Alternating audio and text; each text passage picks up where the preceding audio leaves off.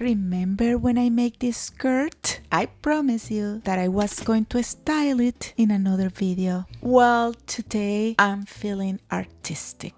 That means that today is the perfect day to do that. When I made this skirt, I decided to make it a little longer to fold the hem up. So this little red edge became my inspiration for the whole outfit. I decided to create a little thing around it using red leaves, red lace. So I want to create something artistic. I want to kind of use the tulle that I have in several shades to build up a kind of lip.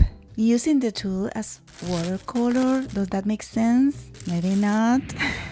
But you will see. So I'm gonna use this white knit as a base because I'm gonna make maybe a t-shirt on it. And I'm gonna use 100% cotton felt as a backing. I'm gonna check on my doll more or less the size that I want for that lips. I think I'm gonna make the lips about 3/4 inch wide.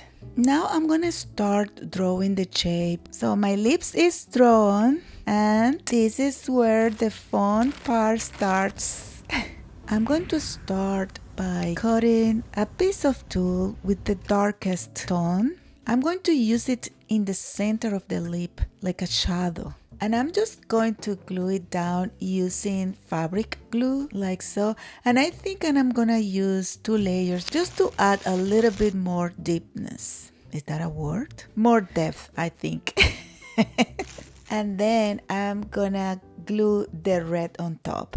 I think I should add 2 layers of the red just to make it a little bit richer. This is when I can really start to see the lips taking shape. And I'm gonna stitch all around what I feel it will be kind of the shiny, the glossy area with a pink thread. And then I'm gonna add more red at the top and I'm gonna embroider it. I think it will be better than using the sewing machine here. And look at that.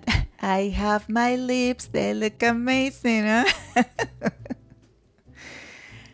I'm gonna remove the excess of the felt. And now that I have the lips finished, I can finally start designing the rest of the outfit. I already have in my mind all the compositions. I know what colors I want to use. The dark indigo of the denim, white for the t-shirt, red, and a bit of golden yellow. I'm gonna use my tablet to make the design. I think it will make it easier. What I'm thinking is that I want to make a white raglan t-shirt with the lip at the front of the t-shirt. That was my thought from the beginning. And I don't know, it feels to me that I should add like a ruffle as well, just to emphasize the use of the tulle. I'm going today for a sporty chic style. This is why I want to add as well 3 golden yellow stripes on the sleeves. And of course, I want the red lips to be the focal point of the outfit. So this is what I have. The chain is just around because I'm not sure how I'm gonna use it. But now that I have my design, I think I can start preparing everything. I already made this cardigan sweater with the raglan sleeve for this doll. So I'm gonna use this pattern as my starting point. I think this will make things much easier. Since I already have this pattern scan, I'm just going to my computer and I'm gonna print it out. For me, it's way easier to have my patterns scanned than having to store them physically. Although, of course, I do keep them in folders as well, just in case, you never know. What I'm gonna do is just to adapt the raglan sleeve pattern to what I want to do. So let me show you. This is the sweater I did, and as you can see, the neckline is not as high as my new design, so I will have to correct that part. And you know, of course, I made this sweater a little bit loose. So what I'm gonna do now is to pin it to the size I want for my t-shirt. You see how my fingers touch it? I feel like the raglan seam at the front has a little bit of too much of the curve. I'm gonna modify that too. I'm using the basic bodice pattern just as a reference, okay? Because I know exactly what I need to do after I pin it, okay? So I'm gonna raise a little bit the neckline up. As you can see, I'm adjusting the curve of the raglan seam. Then I'm gonna measure how much I need to take in, and it's just a little over a 1/4 inch. So I'm gonna reduce that on the pattern, but as you can see, I cannot just cut it. I have to kind of modify the curve of the pattern too. I'm also modifying the center front because the original cardigan was open on the front, so it had an extension for the front opening, and I'm removing that extension, but I'm going to add that opening at the back instead. My pattern is ready, and now I can proceed to cut it. But before I do that, I'm going to do something a little different. I'm going to copy the front pattern on this tracing paper. That way it will be much easier to cut the fabric accurately. You will see. And of course, I'm gonna make sure to copy the entire pattern. Oh, I almost forgot one very important thing. I'm going to photocopy the pattern first so I can keep the original. That way, if I want to use this pattern again in the future, I still have the original pattern. Okay, this is the moment of truth. I'm going to cut the piece with the lips, but first I'm gonna take another look at my design. And as you can see, I have a little bit of ruffle tulle around the neckline, so I need to leave enough space for that. I can see my lips underneath. Now I can make sure that the pattern is perfectly aligned. Everything looks good, so I'm going to pin it and cut it. Oof. It looks good. Now that I have all my pieces cut, I'm going to add a little bit of interfacing to the part of the sleeve where I'm going to add the golden yellow stripes. It's because I'm using for those stripes suede, and it's a little bit thick, so I'm gonna go to my sewing machine and I'm not going to delay that difficult part. I'm going to start with the sleeve. I'm not a chicken. I'm going to join the sleeve pieces together, and because it's a little curve, I'm going to make a few snips in the seam allowance so the seam can relax properly. Now I'm gonna sew my stripes. Ooh, not bad at all. The interfacing is helping so much, and look at that, they're nice.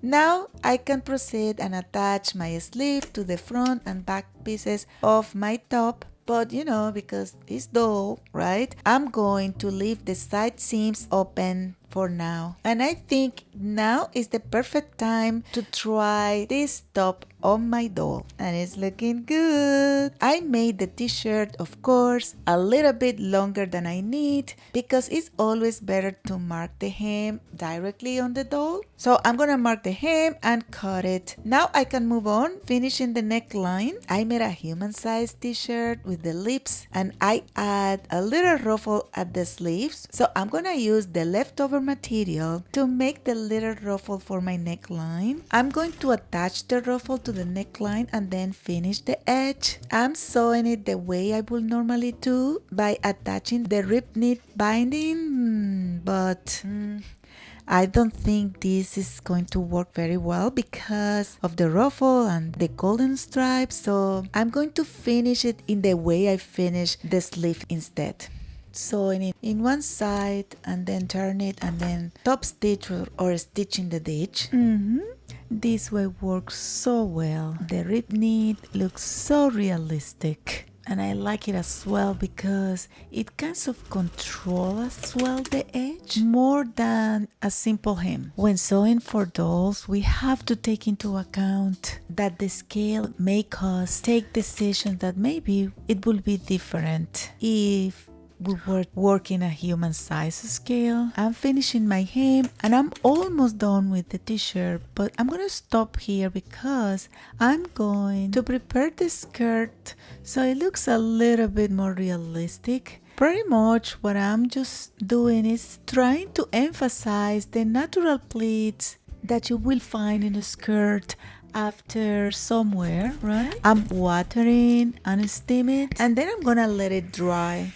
And while the skirt is drying, I'm gonna finish just the last touches of the t-shirt. I'm creating a closure at the back just because it's a t-shirt that is a little bit fitted, let's say, and I want to close it using snaps. I wanted to make it firm enough so it doesn't look bad. This is why I finish with knit, and then I insert a micro bone, and now I can add my snaps, and my t-shirt is ready, so I can go back to my skirt. And now I'm gonna remove all the pins I place. And look at that, doesn't look nice with those wrinkles? Now I'm gonna decorate it a little bit with what? Yes, more lips. Sometimes I like when a design element appear more than once because it makes the whole look feel more cohesive. Sometimes it's tacky, but we have to try to find the balance, right? And just for coincidence, I found at the dollar store this bracelet that I think it goes with the theme. I can finally start styling the complete look so we can make a get ready with me. What I'm looking for here is a balance between sporty and feminine. The white raglan t-shirt has the golden yellow stripe, which give it a sporty feel. For the shoes, I'm going with these black boots. I was debating, but I found that will give the outfit a little bit of an edge. And as well, the most important thing, I think that the black grounds all the bright colors. And for the hair, I'm using this curly brown hair, and I think I'm gonna kind of style it a little bit. And then of course I'm gonna have this beret, and look at her. I love that look. She's looking amazing. She's going to step outside because she wants to take some pictures. You know that she likes that. And of course, each time that we step outside, everybody loves her. Wow. That is cool. It's so I really had fun making this video. I've been thinking about the tool for a while, and I'm thinking I'm gonna do more projects like this. If you find this video useful or entertaining, please give us a like, give us a hype, and don't forget to subscribe, share, comment. Bye!